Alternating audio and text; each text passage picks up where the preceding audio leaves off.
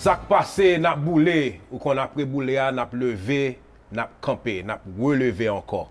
All right, my name is Mecca Grimaud Marcelin, and you're watching the New Haitian Generation. I'm your host, and today we have a very special guest, Alain Martin. If I'm dealing Creole, Alain Martin, I know I said it in Creole, but your name, you a Haitian brother, so I always refer to it in the Creole, because I know your mother wasn't saying, let me name him Alain. You know what I mean? As a Haitian woman, you know, and you were born in Haiti? Yeah, man. L'hôpital Canapé Vert, but grew up in Jacmel. Hey, man. On nous commencer. Let's start from the beginning. Yeah. Talk to me a little bit about your upbringing. So, I grew up in Jacmel. Right. So actually, yeah, I was born in l'hôpital Canapé Vert. I spent maybe a year in Port-au-Prince. Then, you know, my father ended up getting a job with USAID to go to Africa. My mom moved to the US, so I stayed with my grandparents, right? So they lived in Jacmel, so I was with them in Jacmel, right? So, you know, went to kindergarten in Jacmel. Get kindergarten, she's on your kindergarten. Yeah, How do they say kindergarten? I don't even know, but it was like Capolia, right? How they do it? Walking back on there. Yeah, it was the lady. There was like some lady named Polia. It was just, the kindergarten was like her living room, you know what I mean? Right. Yeah, and then I went to École Frère Clément. It's like a Catholic school. It was run by Canadian priests, right? And then I spent 1 year in Alcibiade pour Mirac, right? But I would come here every summer to spend the summers with my moms. So in a sense, I had two childhoods. I had an American childhood, I had a Haitian childhood, right? So I grew up, you know, with the Buki and Timalis, but also with the He-Mans and Transformers and G.I. Joes. That was all part of my tapestry growing up, you know what I'm saying? So in 1993, Haiti was under military junta because they had overthrown Aristide from power. And you were in Haiti at that time?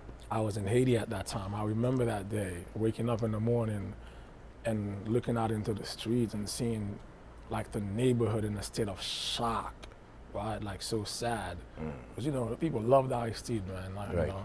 So anyway, Bill Clinton, I guess in negotiating with the military junta to get Aristide back to Haiti, to put pressure on the military junta, had placed an embargo on Haiti.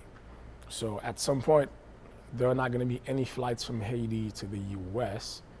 So I caught the last flight out of Haiti to the US to come spend the summer with my mom, thinking that, you know, summer's 3 months, by the time you'll be going back. I'll be going back. Right. But that issue never resolved itself. So I ended up staying in Queens, right? So my teenage years, you know, those were spent in Queens. So now I was living in America, but going back to Haiti every summer. So now it's like the reverse. Instead of coming to America every summer, you go into Haiti every summer. Let me ask you while we on that, because I don't want to move too fast into what I really want to talk to you about. How has the Haitian culture run through your family? How, you know, how did you get a hold? How were you exposed to the Haitian culture? Well, you know, I grew up in Jacmel, man. Do you see what I'm saying? You know, it's what you consider en province. So I felt like I was perhaps in the belly. Immersed in Haitian culture. Do you see what I'm saying? Right. One of my fondest memories in Jacmel is my cousin Emile and my boy Obe waking up in the morning, man, right?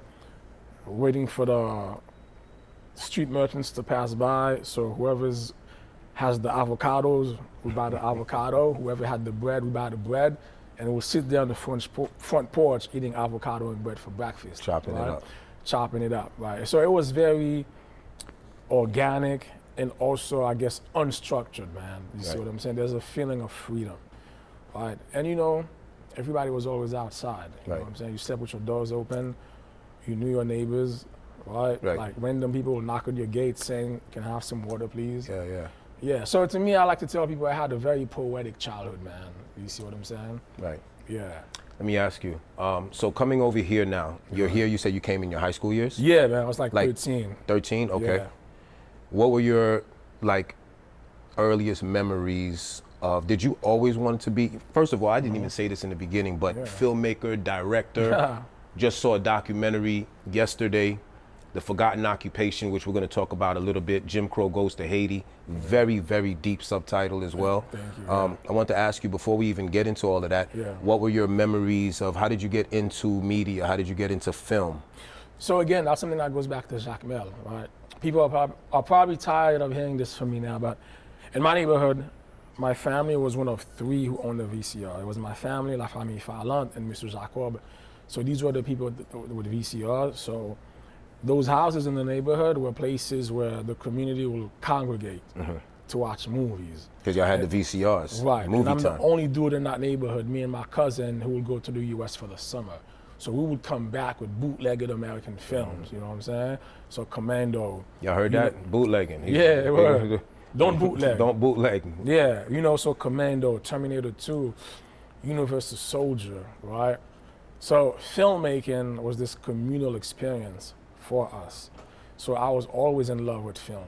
The movies I couldn't bring back to Haiti, I would memorize the entire plot. When I go back to Jacques Mel, I'll have a circle around me and telling them cats the movie plot, point by point. Right. I remember that.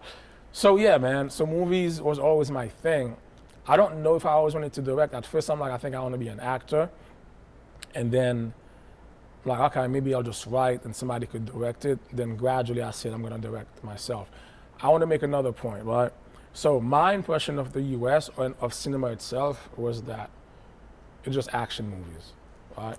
We had a movie theater in Jacques Mel called Concorde, right? Them dudes will have these giant posters to advertise films, right? So I remember seeing the Hard Target poster with Van Damme. I remember seeing the Rambo 3 poster with Sylvester Stallone, right? Then I remember seeing this poster, my brother. This is what did it. It sounds like this is what did it. Yes. It had the word X across the poster. I'm like, why would the poster have the word X on it? I was confused, Right. but it stayed with me. Because in the back, you could see this dude who was, of course, Denzel Washington, like this with a hat on, all right? So it caught my attention, but that was that. So when I immigrated to the US, I saw that same poster again, right? And the movie came on, so I decided to watch it. It was Spike Lee's Malcolm X. That was the first time I realized that filmmaking is not just action movies. It can also be about other stuff with other themes about social justice and stuff like that. Autobiographies and Right. documentaries and stuff like that, yeah. So because of that movie, I picked up the autobiography of Malcolm X.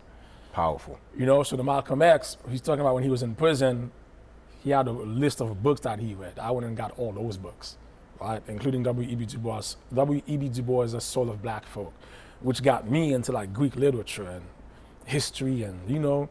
So because of my love for that stuff, I got deeper into film. So next thing you know, I'm studying like the French New Wave, Italian Neorealism, and I said, yo, I want to direct, right? So that's how. You got into directing. Yeah.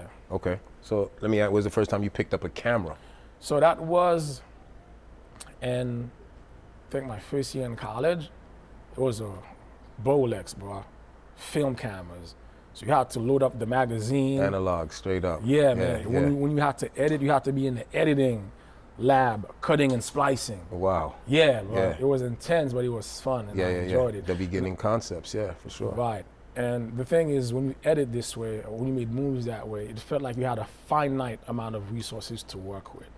So it made you really careful and considerate how you approach the project, you know what I mean? Right. Whereas now, man, you could shoot 1,000 hours on your phone, and you know, I think that process of digitizing has made filmmaking a bit less precious for a lot of people.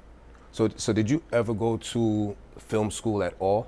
Yeah. So I was in William To Patterson kind of nurture. University. I studied communications, like with a focus on film. Right. So that's where I came across film theory and stuff like that. This is when you know you definitely wanted to go in that direction. Hells yeah, Now it's yeah. like, okay, I need certain. Because I started watching movies I had never heard of, man, like Aimé and Jaguar. Do you see what I'm saying? Oh, wow.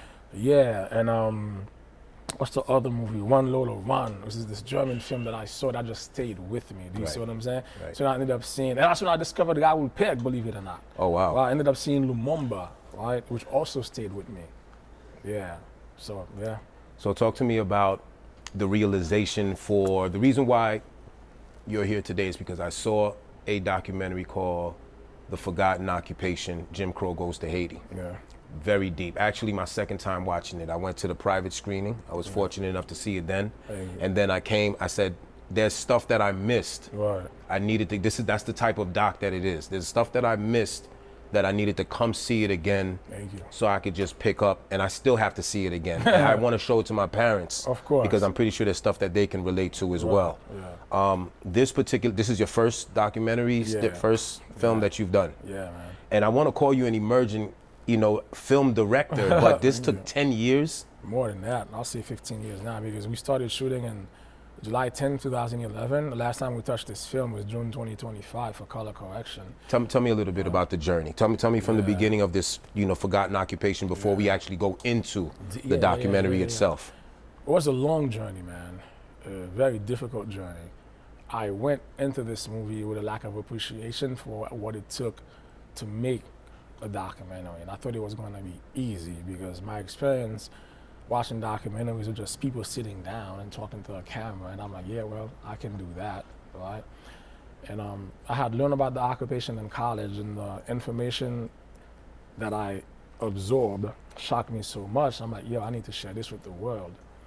So, picked up a camera, started doing interviews, right? Had no money, right? People were just working on it as a favor, right? And then then after we got all the interviews that we needed, right? And I watched the first cut, it felt so dry. It wasn't good, right? It was just a recitation of facts. There was no human element to it, right? So my question is, how do I get people to engage? How do I get people to care for this for like a whole hour and a half and not walk out? So, took some time off, maybe a year and a half, and did nothing but watch documentary after documentary, trying to study their styles, trying to steal as much as I can, as many elements as I could to integrate it into the film. Right. See what I'm saying? So some of these documentaries, like The Year of the Pig, about the Vietnam War, the battle for Chile, about the overthrow of Allende in Chile, right? Brief History of Time, which is about astrophysicist Stephen Hawkins? I don't remember. But in any case, I realized that in studying those films, right, and also a lot of Roger Moore documentaries, I needed to personalize the film, right? And that itself was like a long journey. And even after I did that, then I realized, I had to edit the movie, right? And the thing is, finding a good editor is like looking for gold, man. Right? Like, a director and an editor is like a husband and wife team. There has to be chemistry there. There has to be understanding of the project and of the vision, and there has to be trust. And I couldn't find any editors that I was happy with, or maybe they were not happy with me. So I went to 9 different editors, right? 9? Yeah, man. Until I found my girl, R.A. Fetty. Fetty, thank you, love you. I think we connected. She understood the project. Because, an editor is not just a technical person, man. That person also has to be a storyteller. Visionary Who understands as well, that it's not just about technique, knowing how to cut and adding music. It's like, you got to be a storyteller. Yeah. You got to tell the story and as well. she took whatever I had and just turned it into magic for me. Right. So, and then after that, raising money, calling friends, hey man, can I borrow some money? Can you give me some money? Going into my 401k, right, to finance this. Right. So it took 15 years, man. 401k? Yeah, bro. Depleting my retirement resources. Your retirement, right? I was just about to say. Hey, but let me tell you though, with what I've seen, you about to replenish that 3 times, 5 times, 10 times fold. You understand me? Thank you, brother. Let me tell you what. You knew that it was important to look at other countries' dynamics with either war or with government conflict in order to be able to tell our story. Absolutely. What are you passionate about? What drives you? Wow, that's a loaded question, man. I'm passionate about so many things, man. My family first and foremost, but I'm gonna tell you straight up, a good novel and a good movie is really an inspiring thing for me. There's no feeling like going into a movie theater, paying whatever $20 for the film, and walking out with a sense of transcendence. Fulfilled, yeah. Yeah, you know what I'm saying? Good movies really drive me, man. So let me ask you, what's the importance of this movie? What do you want people to get out of this movie? This is the forgotten occupation. First, tell us even what it's about, and then tell us what you want people that watch this movie to get out of this movie. It took you over 10 years to compile resources together. I've seen you in like places with gloves, delicately grabbing resources and digital, pictures and things like that, just to make sure that, and I've seen footage that I've never seen in any other thing. So in a nutshell, and if you just can describe what that journey was like, but what do you really want people to get out of the movie after you tell people what this movie is basically about? Jim Crow Goes to Haiti. So what the is that? Forgotten Occupation, it's a documentary that moonlights as a personal meditation on the U.S. occupation of Haiti from 1915 to 1934. We gave it the subtitle of Jim Crow Goes to Haiti because in 1915, Jim Crow in America is really emerging as a force because of the presidency of Woodrow Wilson, who was an avowed segregationist, who did not believe in equality, and who did not believe black men and black women should be working in the federal government, okay? That same year, 1915, is one of the most seminal movies came out, Birth of a Nation. Birth of a Nation is the reason cinema today is considered a legit art form, but the politics of that movie are very problematic because they showcase black people as savages, rapists, brutes. And Woodrow Wilson held a showing of that film in the White House. And that's the same Woodrow Wilson that ordered the U.S. occupation of Haiti.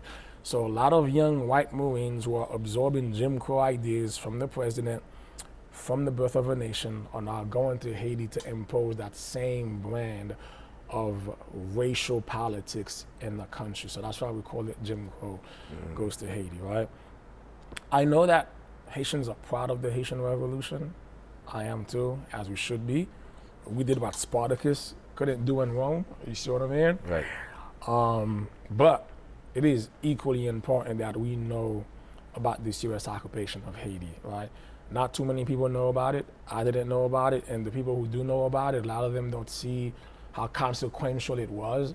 A lot of books written on the occupation, especially by my man, Roger Gaillard, Kifli Millet, are out of print. You cannot find them anywhere. Right. So the history of the occupation itself is kind of like buried and forgotten, right? So I'm hoping with this film, we could raise awareness about this occupation and pull it from this rubble of unremembrance and put it back in the collective consciousness. I saw some resources that you were putting together in the movie, and I heard you say something inside about how you were able to obtain those resources during around the COVID time. A lot of these resources, pictures, videos, archival footage that you used, some of this stuff is very expensive to obtain, and as a new director, new filmmaker, it can get expensive for you to obtain some of this footage. Absolutely. How were you able to obtain such rare footage like this to make because the visuals is what really brought, I mean, the information was there as well, and I know that that would have been there coming from you doing your research, but the footage itself, seeing that rare footage of Marines, U.S. Marines in Haiti, where there were no cameras present during, we're talking about what year? 1915. 1915. So somebody had some type of black and white camera where they were able to, I don't know if it was for documenting purposes, but they took pictures, and 1915 to 2026, that is still preserved, and you're able to use that in the documentary today. Where did you get this footage? Yeah, the great majority of archival footage was obtained from the National Archives in College Park in Maryland, right? The other half of the footage, maybe not the other half, but a good chunk of the footage came from Quantico, Virginia, the Marine Museum in Quantico, Virginia. When I went to Quantico, Virginia, the gentleman who was helping me told me straight up, listen, we have over 5,000 personal collections on the U.S. occupation. They just scattered and not organized because no one really cares about it, right? But they're there, they're around. Digitized? They're not digitized. Not digitized, okay. Right. That's why I saw you with the gloves. Right. So I think a lot of them now may be digitized, right? So the ones in the film. But when I was with the glove, that was me in the National Archives in College Park, going through pictures, right?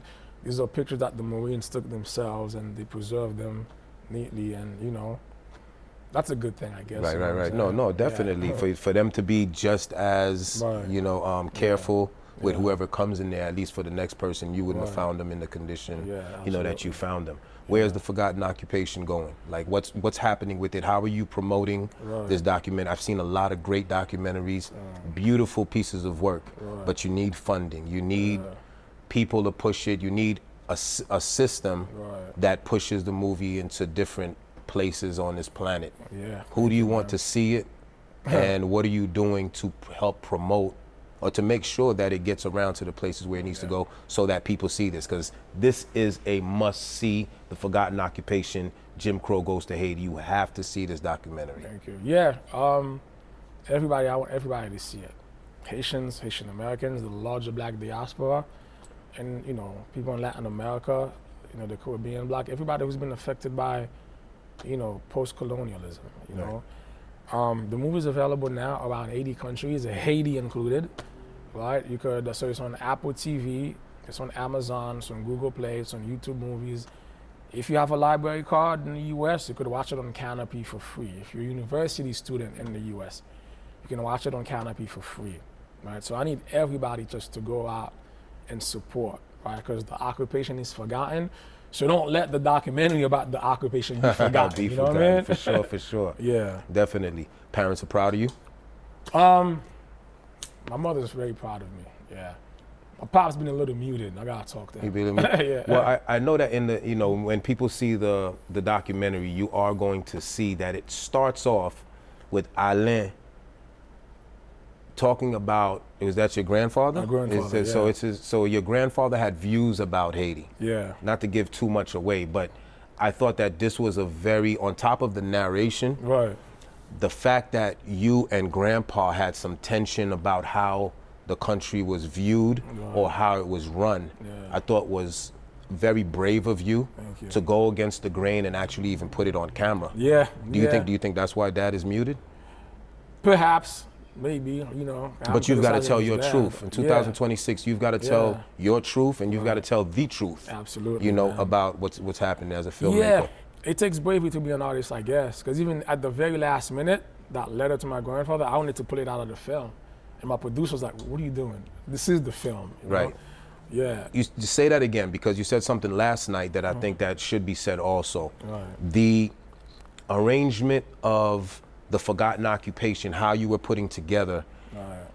after you put one, you did one try One and you yeah. didn't like it. You did another one, Yeah. but the arrangements really came about because you said, you know what, let me format this in a letter to my grandfather Right. about this topic. Yeah, because my grandfather always knew I wanted to make movies. So I kept thinking if he was alive and he learned that I was making a movie, he would be proud of me. But how then would he feel that if this movie was going to be critical of the very country he's in love with? Right? So I said to myself, you know what? Let me write him a letter. That's how that came about. That was like the last major artistic decision for this film. Wow. Came at the last minute. Let me ask you, why do you think it's important to have a show like we have now, the New Haitian Generation?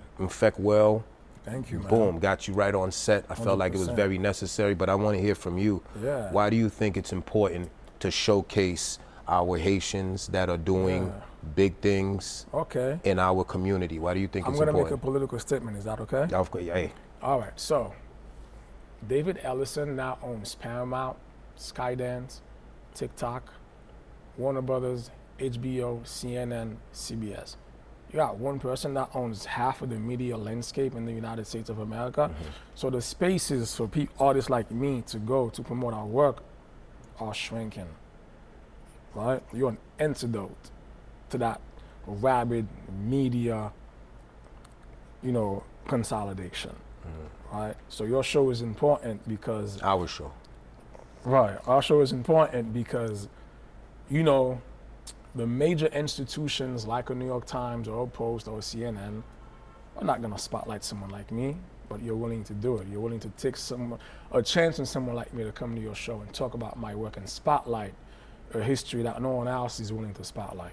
So thank you. So your show is important for that. Well, I just want to say that, when we talk about the New Haitian Generation, you are the New Haitian Generation. Thank you, my More brother. than 10 years in the making, working on a film just to bring it to life. That's a lot of Not too many people spend that much time working on a project to bring something to life so that people can see it within an hour, hour and 15, 20 minutes time. And then get what you want them to get out of it. That's why I asked you that question also. Thank you.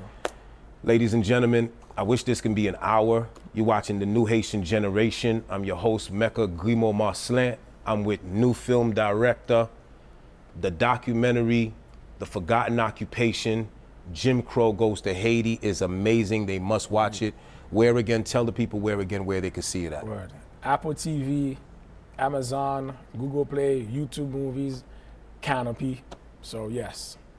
I'm gonna take you back a little bit. Let me ask you this. Yeah. You said you eat an avocado pan on the curb in Haiti. Back, Did you guys ever emulate like movies? I was talking to Wobinson. You know, Wobinson did July 7th. Salute to Wobinson. I interviewed him also. Wobinson was telling me that they had like sticks as like guns, you know, and 100%. Stuff like that. Did you guys actually play out? Yeah, my little brother used to put underwears on his head to make it look like he had long hair, like the people in the action movies. Yes, that's all we did. Like so you mimicking guys... action movies. They were in English. We spoke no English, so we will mimic English. You know, trying to sound like we're talking English, but we're, you know what I mean? Just gibberish. Right. So yeah, like mimicking action films was a huge part of childhood. Before taking it over. What do your parents think about you getting into film? Oh, they didn't want me to get into film. Like, bro, why don't you go to school, be a doctor, be a lawyer, you know? So remember, same narrative. Yeah, same narrative. L'école la caille l'église. That's it. You know the deal. So my brother, it's been a pleasure. Pleasure, man. Alain Martin, The Forgotten Occupation. Make sure you check that out. You're watching the New Haitian Generation. Alain Martin is the New Haitian Generation. All right? Jim Crow Goes to Haiti. Thank you for watching. Thank you, my brother. Control, and we need to civilize. Just like that, Papi, Haitians were now spectators in how their country was being run. I'm always surprised that the term genocide is not used because it was a genocide. 3,000 murdered Haitians ask for justice. Give us liberty or give us death. The Western society that you loved so much did not see you or the people of Haiti as deserving of better living conditions. Après 100 ans ça, yo krasé production nationale là, yo privatisé industrie nou yo, alors pays a tout nan démagogue. This Haiti that we have today is in part a consequence of the United States occupation. American companies. From these guys' perspective, Haiti was essentially a place that was just waiting to be kind of taken over and turned to profit. What do we want? Haiti! When do we want it? Now! They don't know. That's what poverty does. It erases dignity. You cannot stand up and say no. So when you talk to Haitians about the U.S. occupation, what U.S. occupation? I used to love to listen to the stories about your own childhood, Papi. Somehow, there were never any stories about the U.S. occupation. How come you never mentioned any of it?